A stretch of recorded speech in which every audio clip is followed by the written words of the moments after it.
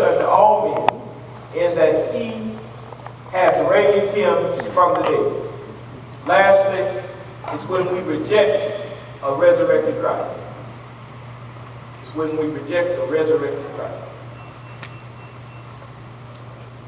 See, far too often we want to leave Christ in the grave. We want a Christ with no power. We want one that does not lift us up, but leaves us down. And if he's lifted, I only want to be the one lifted up. The fact is that Christ has died and he's resurrected. In other words, there is some hope. There is hope. There is this whole idea that God will take us and he will keep us in his hand.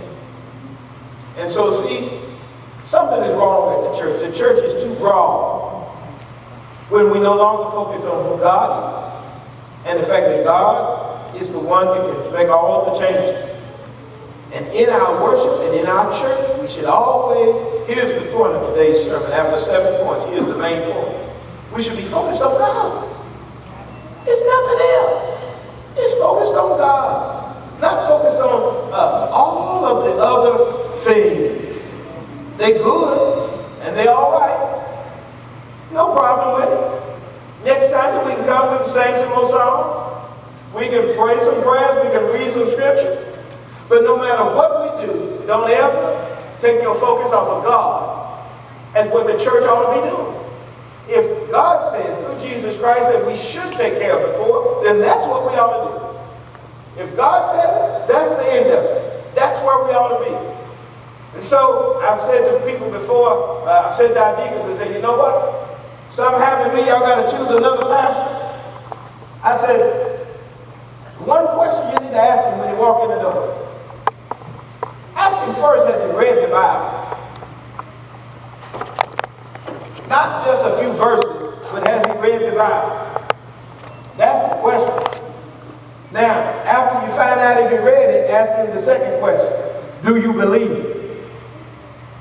If he's read it and he's believed it, and he believes it, then you're already halfway there. Because the fact is, the Bible is the truth. And until we are willing to realize that it is about our connection with God, it is about us be willing to say, I repent and I'm going to follow God no matter what. I'm not just here to worship and just for song and dance and that, but I'm here because I realize that God is calling me to do something. And so, church, let me tell you and remind you what he's calling us to do. He says to love God with all your heart, mind, and soul. Love your neighbor as yourself. Then he says, go ye therefore, teach all nations, baptizing them in the name of the Father, the Son, and the Holy Spirit, teaching them to observe all things. Have you heard yet that I said, he said, go and sing? Did I say that, Brother Dan? Did I say go and sing? Did I say go and usher? Did I go say and join some club in it? He said, no, love, and then go ye therefore and teach. Baptize them in the name of the Father, Son, and the Holy Ghost, teaching them to observe all things. Then Jesus said it like this. Basically, he said, when you get ready to get to heaven, there's going to be some separation that takes place. Matthew 25, starting about the 31st verse. There's going to be some separation that takes place. And this is how I would choose. It will be based on those who do for the least of them.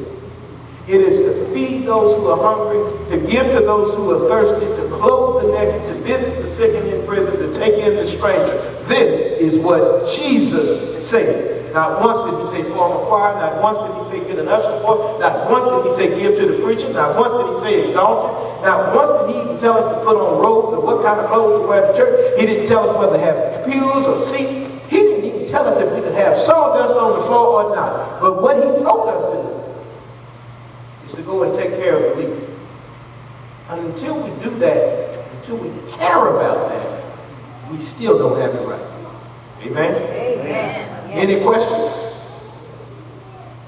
Questions? All right, 7 points takes a while. Won't you stand?